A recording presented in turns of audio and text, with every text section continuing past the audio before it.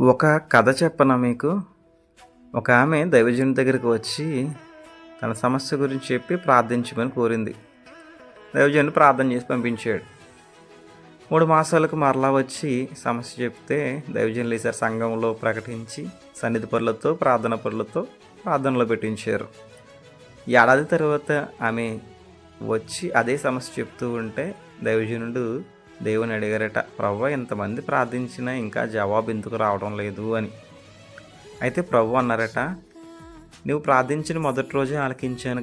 అయితే ఆమె అడిగితే ఇద్దామని చూస్తున్నా, కానీ ఈ ఏడాదిలో ఒక్కమారు కూడా ఆమె నన్ను అడగలేదు అన్నారు. దైవజనుడు ఆమెను అడిగితే ఆమె అన్నమాట, ప్రార్థనకు సమయం లేదండి అని.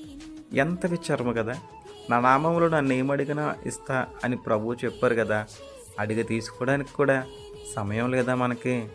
చూడండి, హిజ్కియాకు మరణకరమైన రోగం వచ్చినప్పుడు యెషయా ప్రవక్త నీ ఇంటిని చక్కబెట్టుకో అంటే కన్నీటితో ప్రార్థన చేసి నడిమిషాల దాటక మునిపే దేవుని దగ్గర నుంచి జవాబు వచ్చి 15 సంవత్సరాలు ఆయుష్ని పెంచుకున్నాడు కదా.